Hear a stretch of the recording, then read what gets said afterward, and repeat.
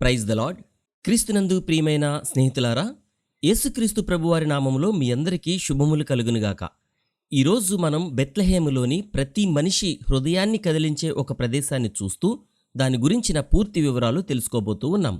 యేసుక్రీస్తు ప్రభువారు జన్మించిన ప్రాంతంలో అంటే బెత్లెహేము నేటివిటీ చర్చ్ క్రింద ఒక గుహలో 2 సంవత్సరాల లోపు వయసున్న పిల్లల ఎముకలు, పుర్రెలు ఇప్పటికీ భద్రపరచబడి ఉన్నాయి.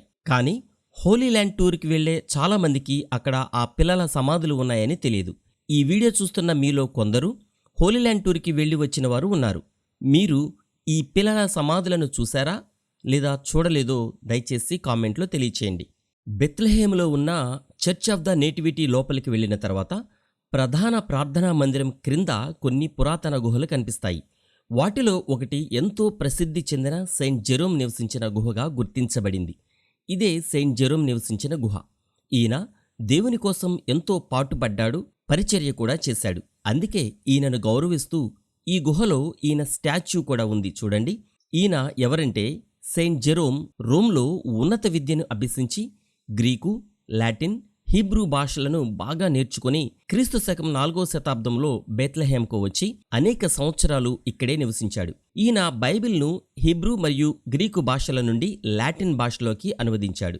ఈయన బైబిల్ని అనువదించిన తర్వాత అది వల్గేట్ బైబిల్ పేరుతో బాగా ప్రసిద్ధి చెందింది మరియు శతాబ్దాల పాటు క్రైస్తవ ప్రపంచంపై గొప్ప ప్రభావం చూపింది. అందుకే ఈ జెరోమ్ విగ్రహం బెత్లెహేమ్ నేటివిటీ చర్చ్ ముందు కూడా పెట్టారు. ఇదే సెయింట్ జెరోమ్ విగ్రహం. ఈయన కాళ్ల వద్ద ఒక మానవ పుర్రె కూడా కనిపిస్తుంది, గమనించారా? సెయింట్ జెరోమ్ విగ్రహం. ఈయన బెత్లెహేములో క్రీస్తు శకం 347 నుండి 420 వరకు పరిచర్య చేశాడు. ఆ రోజుల్లో ఇక్కడ రోమన్స్ పరిపాలించేవాళ్ళు.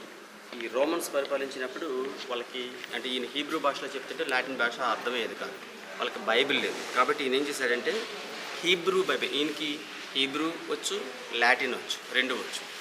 ఈ పుర్రెను ఈయన విగ్రహం వద్ద ఎందుకు ఉంచారంటే క్రైస్తవ సంప్రదాయం ప్రకారం జెరోమ్ తరచుగా మరణాన్ని, నిత్య జీవితాన్ని, దేవుని తీర్పును ధ్యానించేవాడని చెప్తారు. అందుకే ఆయన చిత్రాలలో, విగ్రహాలలో ఒక పుర్రెను చూపించడం సాధారణంగా కనిపిస్తూ ఉంటుంది.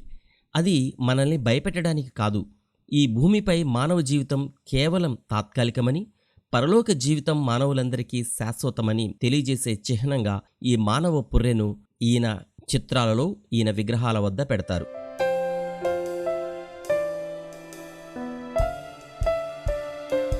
ఇప్పుడు 2 సంవత్సరాల లోపు పసిపిల్లల సమాధులను చూద్దాం.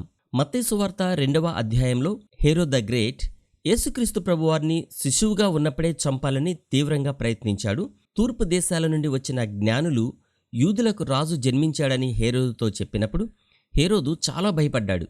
అందుకే బెత్లెహేము మరియు పరిసర ప్రాంతాల్లో ఉన్న 2 సంవత్సరాల లోపు వయస్సు గల మగపిల్లలందరినీ చంపించాలని ఆజ్ఞ ఇచ్చాడు. అతి క్రూరంగా ఆ పిల్లలను చంపించాడు. ఇది మనం బైబిల్ నందు ఎన్నోసార్లు చదివాం కాబట్టి ఇది మనందరికీ తెలిసిన విషయమే. నిజంగా అది ఎంత భయంకరమైన సంఘటన! వారి చిన్నపిల్లలను వారి కళ్ల ముందే చంపుతూ ఉంటే ఆ తల్లులు, వారి కుటుంబ సభ్యులు ఎంతో ఏడ్చి ఉంటారు కదా. ఈ గుహలో కనిపిస్తున్న ఈ సమాధులు ఆ కాలం నాటి పసిపిల్లల సమాధులే. ఇదిగో ఇక్కడ ఉన్న ఈ ఫోటోలో చూడండి, పసిపిల్లలను చంపుతున్న చిత్రం పెయింట్ చేసి ఇక్కడ పెట్టారు.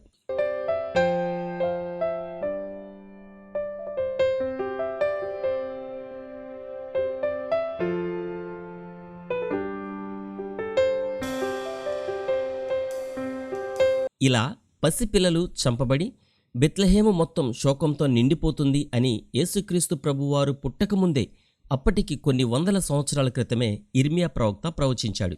ఈ విషయం మత్తయి సువార్త 2వ అధ్యాయం 17-18 వచనాల్లో వ్రాయబడి ఉంది. ఒక్కసారి మీరు కూడా ఆ వచనాలను చదవండి. ఇక్కడ చూస్తే లోపల కొన్ని సమాధులు కనిపిస్తాయి. ఆ సమాధులు ఒకసారి ఆ సమాధులు ఎవరి అంటే యేసుక్రీస్తు ప్రభువారు కాలంలో ఆయన్ని చంపడం కోసం హేరోదు చిన్నపిల్లల్ని చంపమని ఆజ్ఞాపించాడు కదా. ఆ సమాధులు ఇక్కడ, ఇంకా ఈ ప్రక్కన రండి,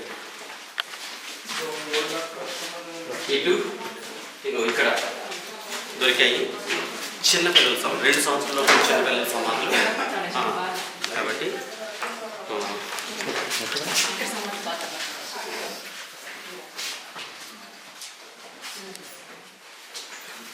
యేసుక్రీస్తు ప్రభువారి కాలంలో ఆయన చిన్నపిల్లడుగా ఉన్నప్పుడు హేరోదు రాజు చిన్నపిల్లలు 2 సంవత్సరాలలోపు చిన్నపిల్లలను చంపేయమని చెప్పారు కదా, ఆ సమాధులు అప్పుడు చంపేసిన చిన్నపిల్లల సమాధులు ఈ ఏడ్చి వాళ్ళందరినీ ఇక్కడే అంటే ఆయన పుట్టిన ప్రదేశం ప్రక్కనే సమాధి చేశారు. అంటే 2 విషయాలు మనకు అర్థమవుతాయి. ఒకటి యేసుక్రీస్తు ప్రభువారు పుట్టింది ఇక్కడేనని, ఆయన కోసం పిల్లలు చనిపోయారంటే ఇది నిజమని మనకి ఆ సమాధులు బట్టి ఇక్కడున్న సమాధులు అక్కడున్న సమాధులు అక్కడున్న సమాధులు బట్టి అర్థమవుతుంది. సుమారుగా ఇక్కడ 87-88 సమాధులు ఇక్కడ లభించాయి. ఇది క్రైస్తవత్వానికి చాలా గొప్ప సాక్ష్యం. అంటే ఇది చరిత్ర చెప్తున్న సాక్ష్యం, బైబిల్ చెప్పేది నిజమని చెప్తున్న సజీవ సాక్ష్యం. బెత్లెహేం చర్చి క్రింద ఉన్న ఈ గుహలను స్థానిక క్రైస్తవ సంప్రదాయం ఈ నిర్దోష బాలల జ్ఞాపకార్థ స్థలాలుగా గుర్తించింది. వీటిని హోలీ ఇన్నోసెంట్స్ అని పిలుస్తారు. చరిత్రకారులు, పురావస్తు శాస్త్రవేత్తలు ఈ గుహల్లో కొన్ని పెద్దవారి పుర్రెలను కూడా గుర్తించారు. ఇక్కడ మనకు ఒక సందేహం వచ్చి తీరాలి. అదేమిటంటే, సమాధి చేయబడిన తర్వాత వారి ఎముకలు, పుర్రెలు సమాధి బయటకు ఎందుకు వచ్చాయి అని. దీనికి సమాధానం చెప్తాను, వినండి. ఇశ్రాయేలు దేశంలో పూర్వకాలం నుండి కొందరు ప్రత్యేక వ్యక్తులను కొండ గుహలలో సమాధి చేసేవారు. చనిపోయి సమాధి చేయబడిన వ్యక్తి దేహమంతా కుళ్ళి చివరకు ఎముకలు మాత్రమే కనిపించే స్థితికి వచ్చాక ఆ ఎముకలను సేకరించి ఒక పెట్టెలో భద్రపరిచేవారు. ఇప్పటికీ ఒలీవల కొండపై త్రవ్వకాలలో దొరికిన అలాంటి కొన్ని పెట్టెలు ఉన్నాయి. 1000 సంవత్సరాల క్రితం ఇశ్రాయేలు దేశంలో ఇలాంటి సంప్రదాయం ఇక్కడ జరిగేది. వారి సంప్రదాయం ప్రకారం ఈ మానవ ఎముకలు, పుర్రెలు కూడా అదే విధంగా ఇక్కడ భద్రపరిచి ఉంచారు అని పురావస్తు శాస్త్రవేత్తలు నిర్ధారించారు. అందుకే ఈ పుర్రెలలో పెద్దవారి అవశేషాలు కూడా ఉన్నాయి. ఇక్కడ ఉన్న ప్రతి అవశేషం శతాబ్దాలుగా కొనసాగుతున్న క్రైస్తవ సంప్రదాయం వాటిని పవిత్ర నిర్దోష బాలల జ్ఞాపక స్థలంగా గౌరవిస్తోంది. ఇక్కడ మనకు ఒక ఆలోచింపచేసే ప్రశ్న వస్తుంది. యేసుక్రీస్తు ప్రభువారి కోసం మొదట ప్రాణాలు కోల్పోయిన వారు ఎవరు? ఈ ప్రశ్న వేయగానే చాలామంది వెంటనే స్టెఫనును గుర్తు చేస్తారు. నిజమే, స్టెఫను మొదటి క్రైస్తవ హతసాక్షి. కానీ యేసుక్రీస్తు ప్రభువారిని శిశువుగా ఉండగానే చంపాలనే హేరోదు కుట్రలో ప్రాణాలు కోల్పోయిన ఈ చిన్నారులు కూడా క్రీస్తు ప్రభువారి కారణంగా మరణించిన మొదటి బాధితులుగా క్రైస్తవ సంప్రదాయాలలో భావించబడుతున్నారు. అందుకే ఈ గుహలో వీరి ఎముకలను ఇప్పటికీ భద్రపరిచి ఇలా ఉంచారు. బెత్లెహేము చర్చి క్రింద ఉన్న ఈ గుహలో ఈ పిల్లల ఎముకలు గత చరిత్రను మనకు తెలియజేస్తున్నాయి. బైబిల్ చరిత్రకు సజీవ సాక్ష్యంగా ఇప్పటికీ నిలిచి ఉన్నాయి. ఇవి మన విశ్వాసాన్ని బలపరుస్తున్నాయి. క్రైస్తవులలోని విశ్వాసం మరింతగా బలపరచాలని మేము ఈ వీడియోలు మీకు అందిస్తున్నాం. కాబట్టి దయచేసి మా కుటుంబం కోసం ప్రార్థించండి. యేసుక్రీస్తు ప్రభువారి కోసం ఇప్పటికే ఎన్నో లక్షల మంది వారి ప్రాణాలను త్యాగం చేశారు. ఆయన ప్రతి వ్యక్తి జీవితంలో ఎన్నో గొప్ప అద్భుతాలు చేశారు. దేవుడు మనకు చేసిన ఎన్నో మేలులకు ప్రతిగా ఆయన కోసం మనమేం చేస్తున్నాం? యేసుక్రీస్తు ప్రభువారి కోసం మీరు ఏం చేస్తున్నారో దయచేసి కామెంట్లో తెలియచేయండి. హోలీ ల్యాండ్ టూర్కి మీరు కూడా రావాలి అనుకుంటే దయచేసి స్క్రీన్పై కనిపిస్తున్న మా నెంబర్లకు ఫోన్ చేయండి. ఇలాంటి మరెన్నో వీడియోలు మీకు చూపించేలాగున దయచేసి మా కుటుంబం కోసం మీ అనుదిన ప్రార్థనల్లో ప్రార్థించండి. మరో వీడియోతో మళ్ళీ కలుద్దాం. Praise the lord. మీ బ్రదర్ బెన్హర్ బాబు.